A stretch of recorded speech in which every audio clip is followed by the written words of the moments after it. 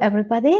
Thank you for joining me today, and it's wonderful to be here with you by the Women Tech Global Conference. My name is Veronika Homolka, and I've been always passionate about finding the smart ways how to lead the best talents. And I believe that establishing the right management, hiring, and leadership ways makes your company vital and not fatal, yes? And this is exactly those are my strategies, what I'm currently teaching by 9 months program in Vienna. So today, I would like to remind you that the key component of leadership and emotional intelligence is resilience. And there are two significant ways to say. So please don't expect today any miraculous method that you have never heard of. And secondly, resilient people can sometimes be truly annoying to others, but I will come to those facts in a couple of minutes. The proven fact is that the resilience itself is built up just by really simple things. And as the American professor, Anne Maston, she once described it concisely in German magazine Spiegel when she said that the biggest surprise about resilience is its simplicity. Really, this is how we act, how we respond, even if we ask just for help, yes, because those are so common things that often are not easy at all. So that's why I told, don't expect any miraculous method because it already exists. Experts and researchers at Ohio National University conducted a national survey in America, and they revealed that the majority of Americans thought that they have a high level of mental and emotional resilience, but only 53% of them really scored that they are resilient people, yes? So that leads us to the question, what the resilient exactly is. In many articles in literature, you will find that resilience refers to the ability how well you deal with difficult experiences and situations in your life. It is often described that it's the ability to bounce back and comfortably carry on with life after facing traumatic or even stressful situations. And resilient people, they have some common traits. And you will find in this list, I will share it here. So resilient people, they radiate optimism. They are doing well. Yes, they have clear goals. They follow them concisely, and they also follow them with discipline. Then they are intelligent, but you don't have to be Einstein. Just important is accurate thinking.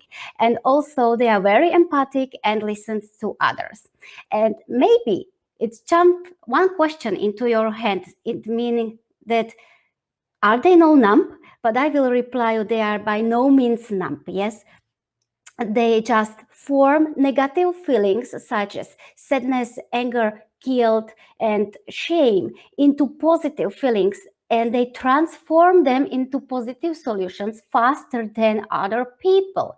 So that's why I told that sometimes they can be truly annoying to others because they are really successful and happy in life. My question is on you. How do you meet those qualities? And now listen, all people are resilient and all have the ability to cope with failures. And imagine that you have a washing sponge, just simple. It can be wet, it can be dry, it doesn't matter. For your home test, try to press it and squeeze it firmly as much as you can. And then look at the sponge again. For a while, it transformed or it changed its shape. But after a moment, it is the same as before, yes? And this is, my dears, this is the concept of resilient. So originally it comes from physics, and it describes the ability of substance and object to spring back into elasticity. Now, I would like to share some stories of resilience. As I represent Austria today, the first example is Viktor Frankl. Viktor Frankl was Austrian professor of psychiatry at Vienna University, and he was of Jewish origin. In the year 1942, he and his whole family were arrested by the Nazis and transported to Terezin camp. And his brother, his wife, and children, they all died in a gas chamber. After that, after liberation in 1945, Viktor Frankl survived, and just for one night, he put all his suffering experiences in one book, which I really highly recommend to all of you. It's called Man's Search for Meaning. And this book contains really absolute great testimonies, what the human intellect is capable of, and it shows extraordinary human resilience. The next example is famous J.K. Rowling of Harry Potter series. Maybe you like it, maybe not, but she also struggled a very difficult hardships in her life. Before she became famous, she went to Portugal when her mother died, and she stopped writing for a while. And then she planned when she comes back, she will continue with writing. However, her abusive marriage came into financial hardships, and she became a single mom, also facing the depressions and living off the unemployment benefits. But she pressed on with writing in cafes and even included her personal stories in those books. She sent her manuscript to 12 different publishing companies, but she received just rejections. However, finally, the Bloomsbury Publishing picked up her manuscript, and the rest is the history of fame. And the third example is me, but I'm not a Hollywood superstar as the colleagues on pictures before, but I feel and I consider myself as the resilient person. And why? Because I'm here, strong and empowered to share also my story. 7 years ago, I was a victim of workplace violence. And why? Because I was productive, ambitious, very social, empathic, and favorite in team. 2 years ago, I applied for a new job because I really felt I need a change. And instead of invitation, I just received rejection after rejection and after rejection, maybe about 35 times. So, of course, I felt disappointed, very sad, and frustrated. But, my dears, it helped me to build up side hustle, and it formatted my mental endurance. So my question on you is, put it into your resilience plan and think about a difficult situation you went through and which uncovered abilities helped you really manage everything. Yes? Resilience isn't achievable, absolutely not over the night, but it's definitely something that help you to cultivate your workplace, and also you can use, of course, resilience in your private life, because it helps you to build and grow up a new generation. This is the point today. And with the right mindset and with the benefits that resilience itself brings, you can help your staff to stay motivated, then they work well with others. And instead, oh, that's not my job, I have a problem, they will see, oh, great, that's a challenge, let's face it. And a resilient workforce can lead your workplace into flourishing success, okay? And resilience, it contains fundamental pillars. The most important one is emotional well-being, because it contains the key component, and it is how well you can regulate and understanding your thoughts and emotions, and how well and healthy you can identify your realistic views of yourself and the world you live in.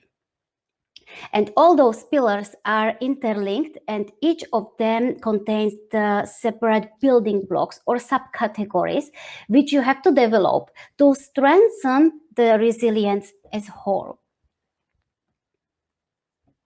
Many scientists predict that additionally to intelligence and emotional quotient, the resilient quotient will be the most important one in these turbulent times. So, and there exist, of course, many methods, techniques, and exercises that you will find, but I sum up the 4 relevant ones, which I really recommend and which I also use personally. So, please try to perform your resilience at management and leadership level, because it helps you to filter down through the organizations, and also you will align it with the organizational and strategical goals. Then the next thing is, please implement opportunities for professional and personal development, because it enhances the self-awareness of your employees. As an example, I will get, for example, shadowing or mentoring, coaching, or training opportunities. The next point is, try to create well-structured teams and environment where, as I mentioned before, people will seek, instead of I'm having a problem, I'm facing a great challenge, and they will then find a positive solution. And this is what each CEO wants. Am I right?